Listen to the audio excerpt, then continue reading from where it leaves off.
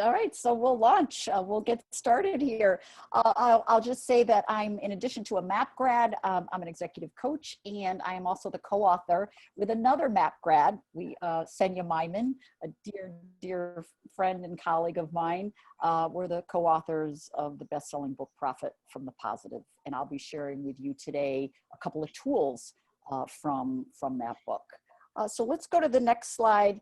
I'd like to begin by just sharing with you, when we wrote Profit from the Positive, we had a chapter called The Contagious Leader. Never in our wildest dreams did we imagine that a few years later we would be in the midst of this pandemic. So the tools that I'm going to be sharing with you today are from the Contagious Leader chapter. And we call it, one of the tools is called the Contagion Effect. And you probably have seen a lot of that in play these last month or so with COVID-19. And the question is always, are we spreading more cheer or are we spreading more fear? And this COVID-19 is real, it's fearful, there's a lot of anxiety around it. My daughter is a hospital nurse. I worry about her and her safety. But the question becomes, where are we letting ourselves go every day? Down into the fear and becoming immobilized?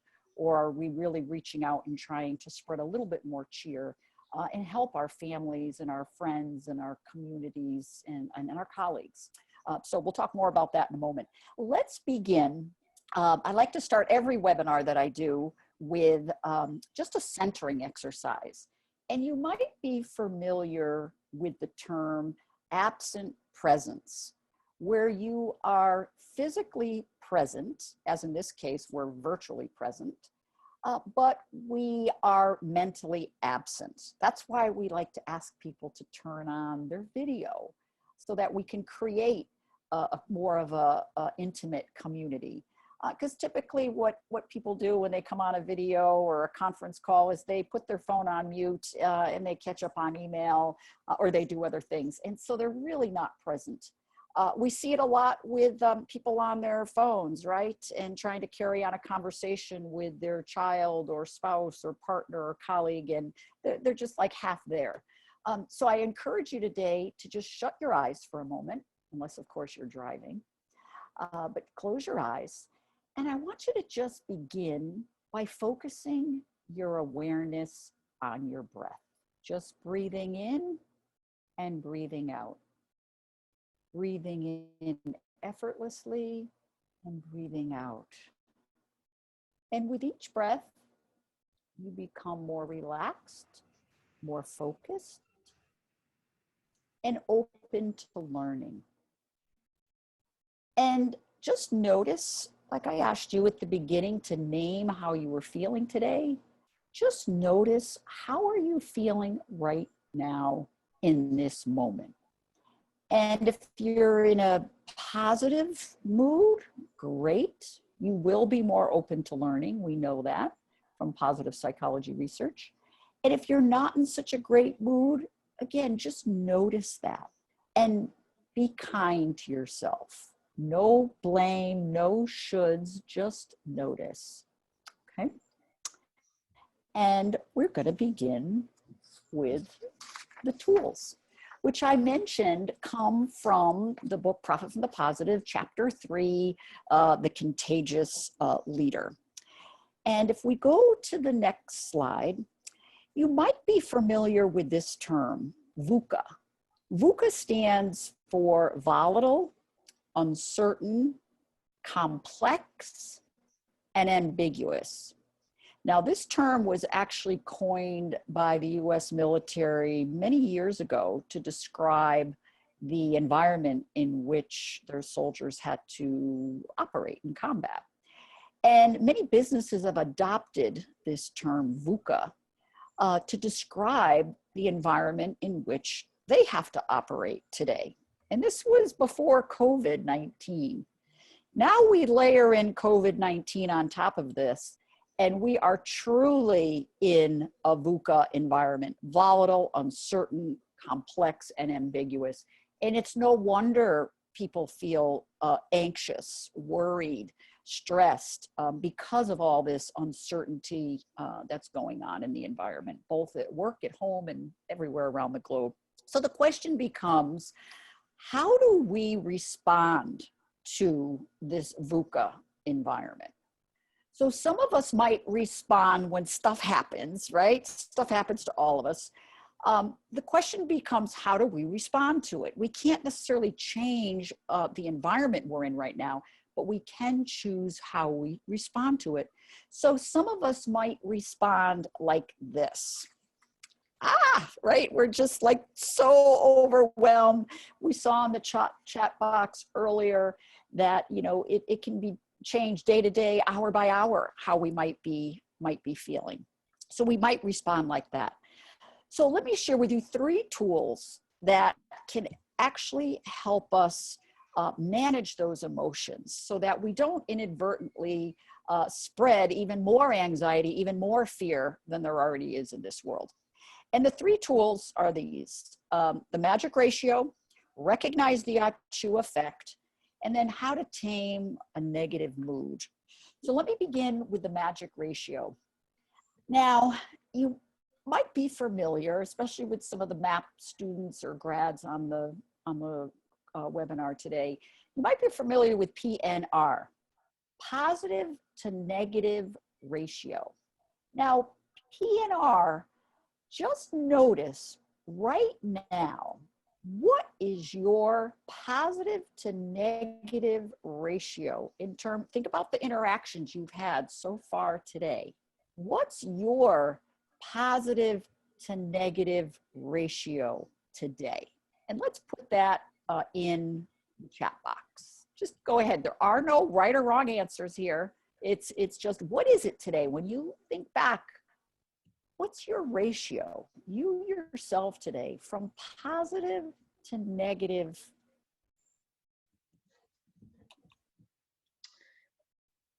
Looks like Dottie's an 8 to 2.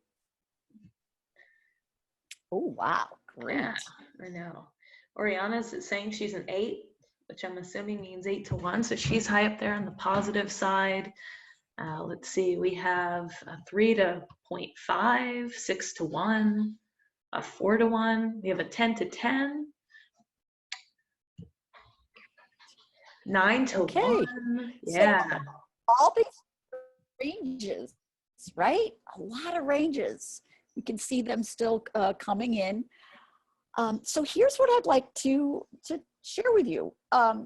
There's a woman that, again, some of you may be familiar with, Dr. Barbara Fredrickson, who's a psychologist and researcher down at the University of North Carolina at Chapel Hill. And she studied positive emotions and the effect that they have on ourselves and others. And what she's found is that positive emotions, things like feeling excited and enthusiastic and interested, those kinds of emotions actually broaden our ability to take in information, actually broaden what we can take in, and they actually build our psychological resources, meaning that when the going gets tough, like it is right now with COVID-19, we can actually draw upon this reserve of what she calls psychological capital to help us through those really difficult times. So if you've ever tried to brainstorm with either a child, a teenager, or an adult when they are in a negative mood, you know that it is virtually impossible to do that. Some of you are probably thinking of times in your life where you tried that with another. And what happens is that when someone is in a negative emotional state, their brains, we actually narrow. We are unable to take in new information. And so it's virtually impossible to brainstorm. So positive emotions actually serve these 2 functions. They broaden our ability and they build that psychological capital. Now, the magic ratio that I mentioned, is it 3 to 1? Is it 5 to 1? We saw all sorts of ratios in our chat box. Now, when we wrote Profit from the Positive, which was 5 or 6 years ago now, the current research at that time was 3 to 1, 3 positive to every 1 negative interaction to be considered a flourishing relationship. Well, since then, that research has been disputed, which is very common in any new science, and positive psychology is relatively new. And so the thinking now has been more in the 5 to 1 positive to negative ratio. So just think about that when you examine your day and say, how many interactions have I had that were positive versus how many that were negative? And how am I being in that moment as well? So that's the magic ratio. Now, the second tool is recognize the Achu effect. Now, psychologists call this the contagion effect. We call it the Achu effect. And there's another professor down at the University of Pennsylvania at the Wharton School of Business, Sigal Barsad. And what she's been studying is the ripple effect that emotions have on groups of people. And what she's found is that takes only one person to infect a group with a positive or negative emotion. And again, when you think about, most of you are working and living at home with other people or maybe by yourself, but think about the interactions that you have and how one person's positive or negative emotion can really either lift the whole family or lift your whole household, or really bring it down. And so again, be mindful of the Chu effect and the ripple that it has in families and in the workplace. So there's actually 2 studies I'm going to share with you very quickly that demonstrate this ripple effect. And one is the coffee shop study. Now, all the studies I cite, you can find, if you're curious, in the reference section in our book. But the coffee shop study was 200 interactions were observed by researchers in a coffee shop between the barista and the customers. And what they found was that when the barista smiled, the customer smiled, because there's this neuroneurons in the brain that really we want to mimic other people's facial expressions. Now you might say, well, so what? So, you know, one smiled and the other one smiled. Okay. Well, afterwards, the researchers gave the customers a customer satisfaction survey to complete. And those that had been served by the smiling barista actually scored much higher on customer satisfaction.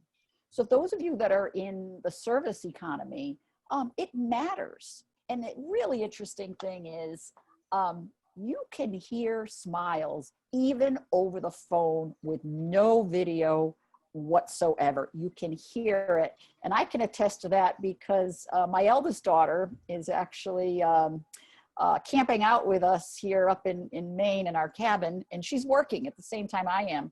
And oftentimes I'll hear her on a call, and I can't see her, but I hear her, and I hear her smile, even though I can't see her. So it matters.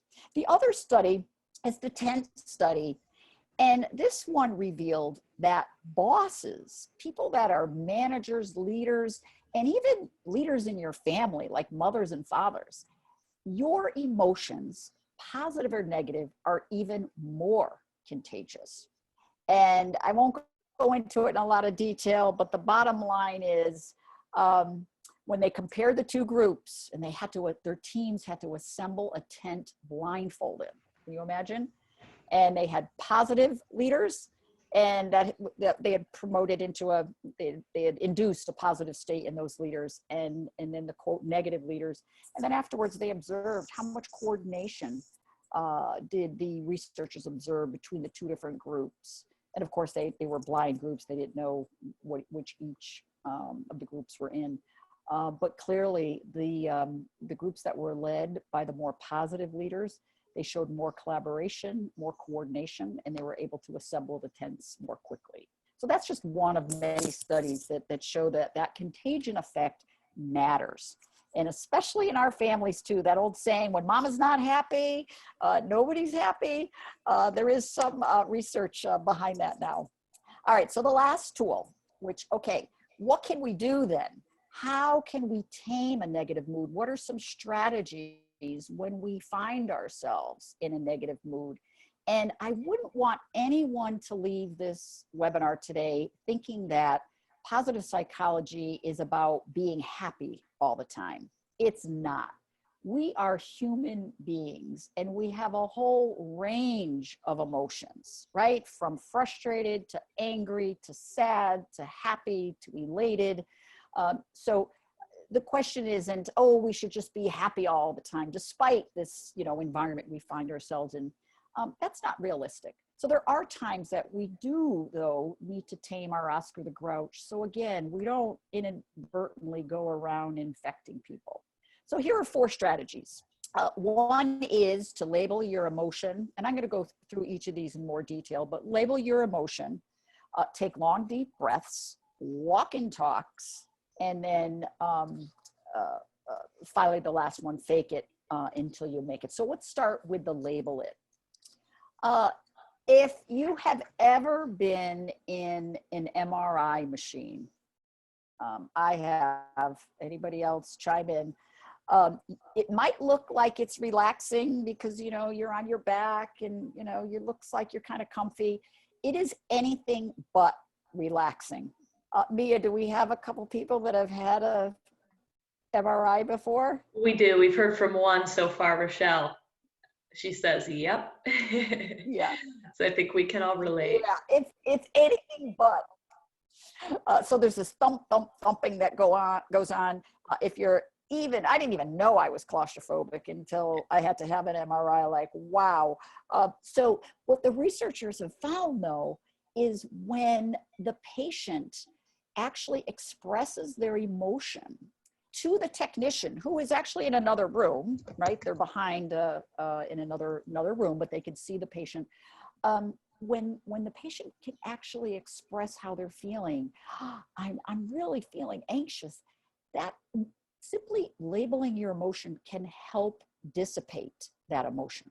So when you're feeling anxious, you're feeling upset or frustrated or sad, expressing that to someone else can actually be helpful.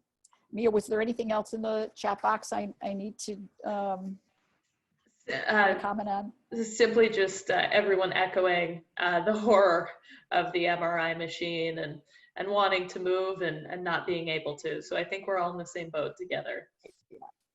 Okay, then All right, let's go to the second strategy, which again sounds so simple, but when we are stressed and feeling and really anxious, we often forget to breathe and to breathe deeply. So I want to model a technique for you right now. It's called the 4-7-8. You might be familiar with it, where you breathe in on 4, you hold it for 7, and then you release it slowly through your mouth on 8. So let's try it right now in this very moment. Breathe in on 4, 1, 2, 3, 4. Hold it for 7, 1, 2, 3, 4, 5, 6, 7, and then slowly release on 8. 1, 2, 3, 4, 5, 6, 7, 8. Now let's repeat it again.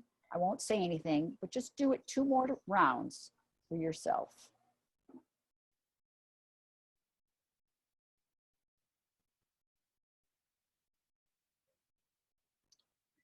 Kathy said, oh yes, I do forget to breathe a lot. Yeah, we all do. So you should feel an immediate calming effect. That 4-7-8 can produce an immediate calming effect. And the really cool thing about it is you can do that absolutely anytime, anywhere. Just don't close your eyes if you're driving.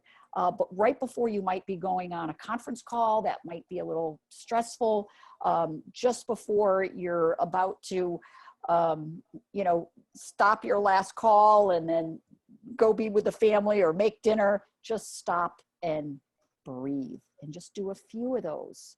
And it might even get you on a path of meditation, but even that, it's just a start. Margaret. Belinda. Yeah. Belinda. Yeah, that's exactly what I wanted to Belinda share. is one of our, go ahead, Mia. Sure. It says that, you know, she's done that in meetings before when frustrations are building, as the conversation goes around in circles. I think that's such a fantastic idea. Yeah, so as the facilitator, right? Belinda is actually one of our Profit for the Positive certified practitioners from down under, from Australia. So, well, I'm thrilled to have you here today, Belinda. Welcome. Finally, at a time that works for our friends on the other side of the globe, right? All right, let's go to the third strategy that you can put into place to help you manage those emotions and manage your Oscar the Grouch. And that's to go for a walk and talk. And even better, if you can get out in nature. I do a lot of executive coaching virtually over the web. And oftentimes I'll say, you know what, let's stop the web. Let's go for a walk and talk. We'll do it by phone, put in your headset and let's go for a walk and talk. I do it with my kids. I do it with my husband. Today, I know we need to stay 6 feet apart from each other if you're meeting up with friends or family or colleagues. But go for walk and talks, even your one-on-ones that you have with employees. You know, go, they're working virtually now. Both of you get outside. Chances are you've been on webinars or conference calls or phone calls all day. We all have the sitting disease where it's insidious, where we sit for so many hours. So just get up. It's a great way to boost your energy, boost your mood. The worst thing we can do for ourselves when we are in a negative mood is to just sit on the couch and not move. So get up, move, and if possible, get out in nature. That has an immediate calming effect. Now, the last tool is this. We call it fake it until you make it. Psychologists call it embodiment. Okay, we call it fake it till you make it. And embodiment is when we put ourselves, our physical selves, in a particular position, which sends signals to our brain that we are feeling that way even before our brains can register that we're feeling that way. So let me give you an example. Some of you may be familiar with, you know, the power stance where you stand up, hips, you know, hip distance apart, shoulders back, right? Chin up, and, you know, great way if you're going on to a conference call and you need to be negotiating a salary or something and you want to feel really powerful. So we all know about that. You might not be familiar with the Penn Smile study, which was simply, they had one group put a pen between their lips like this, which actually resembled a frown. And then they had another group put it between their teeth, which then it actually simulates a smile, right? We're sending messages to our brain that, you know, we're smiling, we're happy. And then they showed the groups, they had a control group too, but they showed the groups some funny cartoons. And guess who rated the cartoons the funniest? It was the group that had already put themselves in that state, that physical state, by smiling. So don't underestimate the power of smiling. There is some research now. If, you know, your mother told you when you were a kid, you know, put on a happy face, put on a smile, it'll make you feel better. Well, there's some research around that now, some neuroscience research that shows, yes, it can actually make us feel better. And the caveat here is simply, it's not about being inauthentic and just faking it and not sharing your troubles. No, there's times where we need to do that. But there's also other times where we need to put ourselves in a more positive state before we actually feel it. So again, we don't inadvertently infect people when we're really trying to bring them hope or encouragement. and, you know, for a better future. So fake it till you make it. So here's, in summary, these were the 3 tools that I introduced you to today. The magic ratio, the Achu effect, and then a couple of ways to tame that negative mood. So here's our question for you to put into the chat box, if you would. What's just one small change you'll make today, not tomorrow, but today, that will help you better manage your emotions and create a more positive work and home now environment? So let's see, just one small change. Breathing, Margaret, we're getting a lot of breathing, meditation.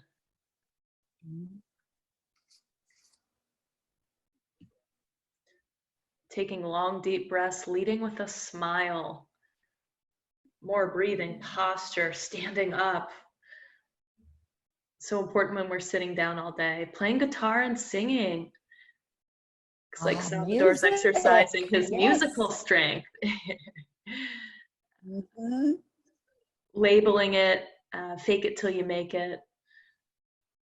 I love this. Caleb says he'll smile consciously 10 more times at his family. It's so important to be conscious Yes, I love that. Mm-hmm. Quiet I'll tell you a quick story while we your day. Yeah, let's hear. Yeah, a quick story about smiling. Now, you might notice I do smile a lot, but I didn't always. When we first wrote the book, we went to our publisher down in New York, McGraw-Hill, and we put on a workshop for them to show them some of the things that we were doing with the book. And Senya and I were both co-facilitating, and it was her turn up. And I was sitting off to the side of just observing. And afterwards, Senya came up to me and she said, is everything okay, Margaret? Did I say something that, you know, you didn't agree with or was inaccurate? And I said, no, I thought you did a fabulous job. She goes, I said, why would you say that? And she said, because you were over there like with a furrowed brow. And that was me in a learning mode. I was, you know, like listening and like this. But meanwhile, what it was conveying to her and the rest of the group was that I was not happy with how things were going. And so I will never forget that. And since then, I've just been so much more aware of what a smile can do to help infect other people rather than a frown or a scowl. Okay, anything else in the chat box we want to highlight before we go into the Q&A? We have more of exercise, scheduling those exercises and 15-minute breaks, which is a good way to trick yourself into getting started, smiling more, going for those walk and talks, more around music and prayer. Give myself a hug and send positive energy and smiles around the world. Yeah, I love that. And Elaine is so good at bringing that out in others through her movement that she does with others. And oh, it's lovely to see you on here, Elaine. I'll be more conscious of my emotional facials. Oh, I love that. It's so important. Going for walks after work or during the course of the day. It sounds like we have a lot of small changes that we can make today. Excellent. Thank you. All right, let's go into Q&A then. And you can either use the chat box or the Q&A box, whichever you prefer. Oh, so here's a question. Can you give us some examples to put the PNR method into practice? Well, one of the examples we heard from Belinda, somebody that's on the line, is using it in a meeting, right? And using the breathing when she notices that things are kind of off track. I'll say I facilitate, you know, a lot of virtual, and I used to facilitate in-person meetings.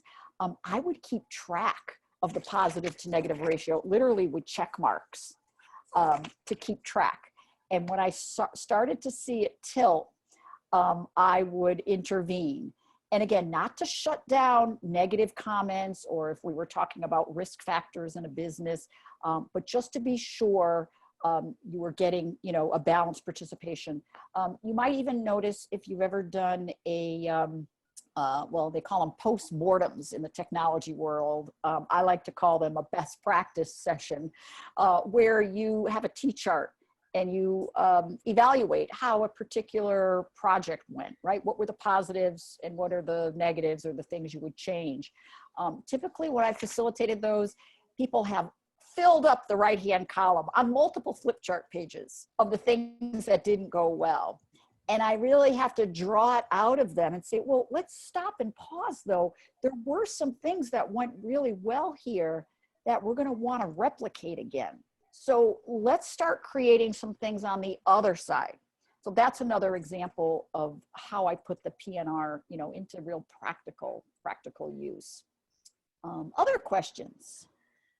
Margaret, we have a Q&A question, and I have typed the response back to her, but just in case there are other people who may not have been on time or have the same question, Sonia wants to know, can you tell me the name of your book? Oh yes, it's called Profit from the Positive, and the subtitle is Proven Leadership Strategies to Boost Productivity and Transform Your Business. And the publisher is McGraw-Hill, and you can find it on Amazon, Barnes and Noble, any of those outlets in audio, ebook, hardcover, P3, whatever. It's in all the formats. Thank you, Margaret. Questions that people have. Yep. Yes, from Kathy Jackson. She's found that I'm good at lifting others' spirits, being supportive and pointing out their positive attributes. However, she has a hard time doing it for herself. How can I be more mindful of that? Oh, Kathy, you bring up such a great point. You're talking about self-compassion here, right? And we see this a lot with caregivers, right? They're caring for others, and then yet they haven't cared for themselves. So I think first and foremost, I like to ask both family members and, you know, professionals I work with, what's one kind thing that you've done for yourself today? Just one thing that you've done for yourself, because a lot of us that are on this webinar, we are in service professions, right? We're serving others at maybe as coaches or nurses or other healthcare professionals or therapists, and even as parents, right? We're serving the needs of our children. So it is so important. And don't underestimate the importance of this one thing. I don't have a slide on it, but it's truly one of the things that I do for myself that allows me to be in service of others, and that is sleep. We are often sleep deprived, and it's really hard to be in a positive mood when we are dead tired. So whatever small change you can make to getting your sleep, I'd encourage it. And by all means, turn off that TV and that news. You know, some people have it on all day long. The good news about being up in a cabin in Maine is we have no TV. We do have a satellite dish, so we can stream, but we read our news, and reading your news has a little bit a different effect on us than when we're listening to some of the drama. So that would be my other piece of advice. Almut says, is the 5-to-1 also Fredrickson's research, and what would your reading and what would be your reading suggestion? So 5-to-1 is actually some of the work by the Goldmans work, as well as Tom Rath shows the 5-to-1. So Tom has a new book out, came out in February, called Life's Great Question. And gosh, I read an early manuscript of that last summer, pre-COVID, and yet it couldn't have come out at a better time now. Life's Greatest Question. And he talks a little bit about that positive to negative ratio as well. Let's see, Salvador talking about label it. The action after that is to let it, oh, you're asking, is it to let it go? Good question, Salvador. So we label our emotion. We say, I'm anxious. Now, let it go. You know, that's the Frozen song, right? Let it go, let it go. It's not as easy as that. We might think it is, but it's not quite as easy. I will say, from a coaching perspective, one of the best things you can do is to change your geography. And what that means is, if you've been sitting like in this chair all day and you're feeling anxious, get up, go change your geography, go work in a different spot. I mean, I only have 2 rooms here, but I don't have a lot of options, but I go outside, again, move your body. Think about, what's a small action that I could take to help me manage that anxiety. Another great way to do that is to either pick up the phone and call a friend or text a friend. And when all else fails, I think one of the best things we can do to help ourselves when we're feeling anxious is to go help somebody else. Helping others has such a profound impact on our well-being that even if we might not feel like it, when we go and do something for someone else, it feels so good, and it takes the spotlight off of ourselves. Great. Let's see, anything? Oh, thanks. Any other questions before, because there's a couple of other things I want to share. Maybe let's go to the couple other things, and then we can do some more chat. Okay. So if you need or want another dose of positivity, or know someone that does, a friend, a colleague, a family member, the MAPP alum has every day, sometimes multiple times a day, these webinars called Strategies to Thrive. Maybe you just signed up for this one and maybe not others. I know me and I have signed up for several of them. There's just some great sessions by some really talented people that are all been educated in the Masters of Applied Positive Psych at the University of Pennsylvania. So that's one resource. And then the other is, I've been doing a dose of positivity twice weekly since March 20th, which was the International Day of Happiness. And it was my 4th day sequestered up here in Maine. And I said, I have to do something for other people. So come join our dose of positivity. We run them at different times each week. And we do different topics. Tomorrow is on, what's tomorrow, Mia? Tomorrow we're on productivity. Yeah. So our productivity tools while working virtually. Okay, great. And that's at 4 and 7 p.m. Again, Eastern. Free, just Eastern. Okay. So that's one piece. Do we have any other questions right now? Because then I can go to the next piece. No other questions. Okay. So all right. This is a favorite quote of ours from Michelle Obama. And I think it's to remind us that never view your challenges as a disadvantage. Instead, it's important to understand that your experience facing and overcoming adversity is actually one of your biggest advantages. And I want to leave you with that quote, because we are in the midst of a great adversity right now. And you've probably heard the quote, adversity doesn't build character, it reveals it. And I've had clients tell me, well, Margaret, I'm feeling so anxious. I've never experienced a pandemic before. Well, most of us haven't. However, we have all, I'm sure, experienced some kind of tragedy, challenge, adversity in our lives prior to this COVID-19.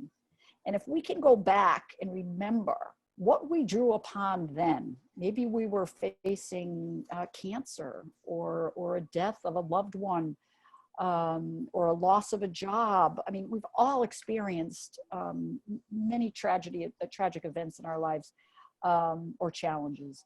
So remember what you drew upon then. You drew upon your strengths, most likely, your family, your friends.